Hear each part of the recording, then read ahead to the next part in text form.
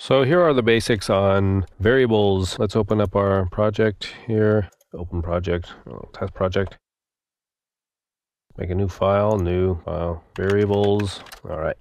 First kind of variable you can have is like first name equals John. And then you can display it like this. Echo first name.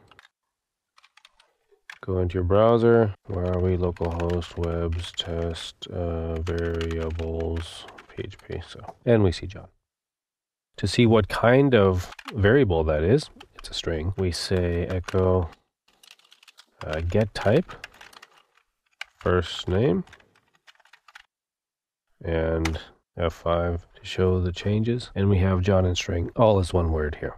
Why is that? Because we're in HTML and we need to add a little BR so that it breaks the line like that. So what other kind of variables do we have in PHP? We have integers, for instance, score equals 10.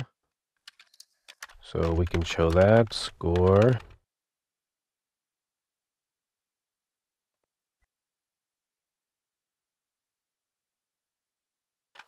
Let's put a break at the end of this. And let's do copy and paste here. So score, control space, and we'll see what kind it is. 10 is an integer. What else do we have? Let's say we want John's latitude. That's 124.676553. Copy this whole, we need a semicolon there at the end of every line. Let's copy this whole block here. So latitude, control space, or enter. So what do we have here? It is a double. What else do we have? Boolean, signed up for newsletter equals true.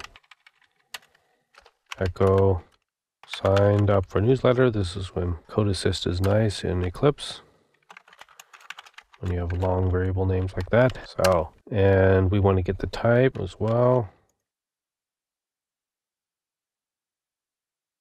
And we have Boolean. But why didn't it say true? It said 1. That's because it converts true to 1. So we should actually say something like if signed up for newsletter, then echo he signed up for the newsletter, else echo he did not sign up for the newsletter. Okay. And then we can see.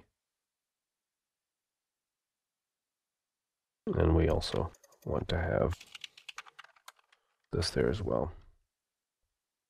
And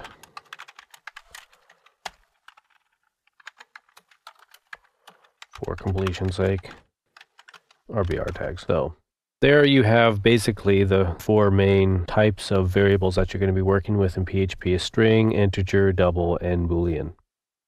The other main one that you use, of course, which is a little different, is an array. Let's say you have files. You have some files here. You have index PHP. What else? We have test PHP. We have report PHP. So we have all those files in an array. That's how you define it. And we can say here, let's put some comments in here. This is the Boolean, just to keep things organized. This is the arrays. Now let's just say echo, what do we call it? File? Yeah, files, okay. Echo files and echo get type files. Oh, don't forget our break tags. So now all it said is array when we asked to display it. That's not exactly what we wanted. So when you work with arrays, you're going to have to actually type for each, for instance, files as file. There we go. And then we want to say echo file. So what this is saying is for each of the files, for each of the items in that array, define each one as file, and then inside this loop, we can act on the variable file. Let's look at that. And we see that it actually works. So that's how you work with arrays. The only other important type of variable that I work with often are dates, but you don't have a date type in PHP. I store mine as strings. Birthday equals in this format because it's a format that SQL uses.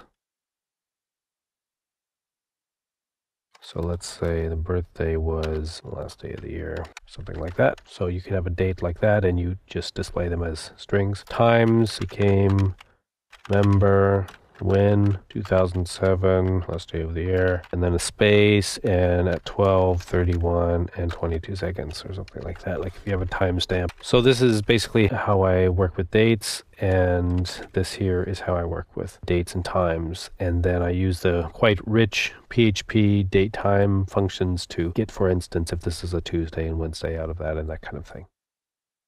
One important point to remember, and the source of many bugs, is that PHP is case sensitive in its variable name. So if, for instance, we change this to first name with a capital F and display again, we see that there is no value in first name, and sometimes that can be very surprising. There's another nice way of displaying variables in PHP. You've noticed that I've used single quotes when displaying. You can also use double quotes. For instance here, double quotes, echo, the user is first name and is logged in, for instance. So you just write it in a sentence like that, and it works, which is very nice.